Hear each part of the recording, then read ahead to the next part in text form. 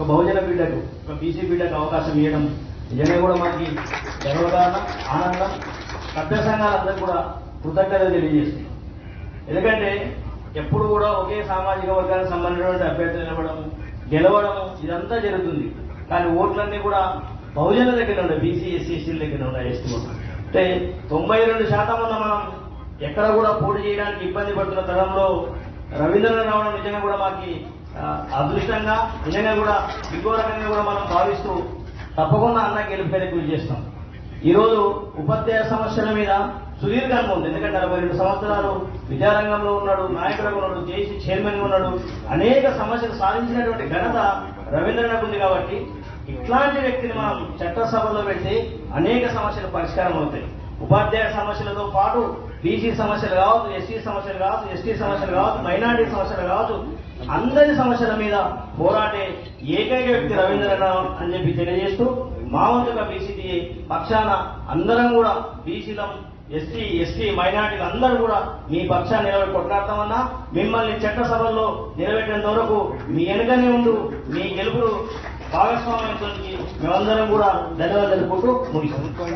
Chairman గారు అన్న సదానంద గారు, అలాగే ఎక్స్ మాజీ ఎమ్మెల్సీ ఇబ్రాహిం గారు, మిగతా నమస్కారాలు. ఈరోజు తప్పని పరిస్థితుల్లో, మనకి అనివార్యమైన పరిస్థితుల్లో ఈరోజు కులరాజు గారు మన ముందుకు రావడం చాలా సంతోషదాయకం. మనం చూస్తూ ఆల్రెడీ కొన్ని సంఘాలు కొన్ని అభ్యర్థులను ప్రకటించినది, కానీ ఎక్కడ కూడా ఉపాధ్యాయ సంఘాలు కానీ అధ్యాపక సంఘాలు కూడా ఎక్కడ కూడా సంతృప్తి లేదు. సరైన అభ్యర్థి ఎవరైనా వెతుకుతున్న ఈ క్రమంలో తనకు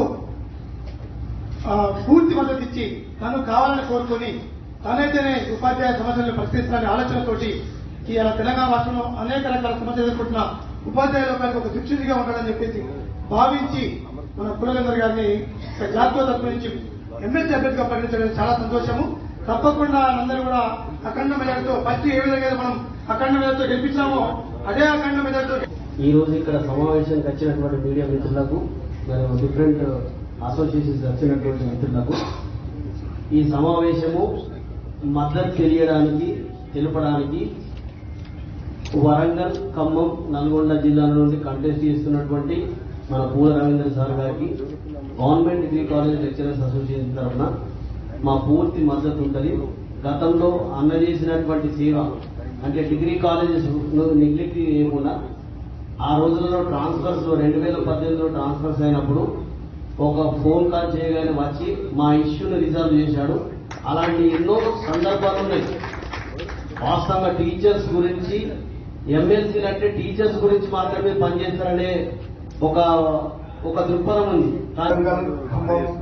नलगुंडा टीचर्स कॉन्स्टिट्यूंसी के आज के इस इजलास में और जनाब सदानंद गौड़ साहब जाटको चेयरमैन की सदारत में हमें यहाँ बुलवाया गया।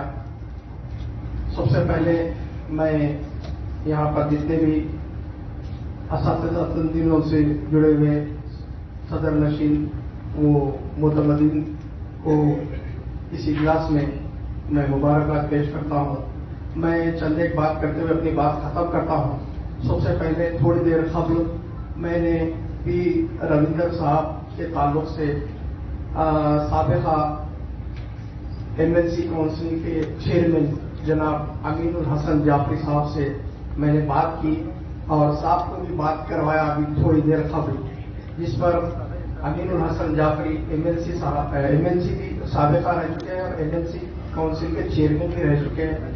आपने खुले अल्फाज में आपने कहा कि जनाब रविंदर साहब जिनके असातिज़ा ब्रदरी में इनके खिदमत को काफ़ी असातिज़ा ने सराहा और आपके खिदमत को जिस अंदाज में पेश किया, उसी बात पर मैंने हैसियत मजलिस टीचर्स यूनियन के सदर के नाते, मेरा नाम मोहम्मद अब्दुल अलीम है, मैं एमपीओ का सदर हूँ, जनाब सदानंद गौड़ साहब की हिमायत में उन्होंने कहा कि जनाब पी रविंदर साहब को हमारे असातिज़ा ब्रदरी के वोटर्स की हैसियत वोटर की जो भी हम इनको भारी अक्सरियत में कामयाबी दिलाना है, क्योंकि आपका साबिका का रिकॉर्ड माशाल्लाह बहुत अच्छा है। तो मैं आज ये ऐलान करता हूँ कि हमारी मजलिस टीचर्स यूनियन की जानिब से हम ये अहद करते हैं और पी रविंदर साहब को हम अपनी ताई मजलिस टीचर्स यूनियन की तरफ से देते हैं। शुक्रिया, खुदा हाफ़िज़।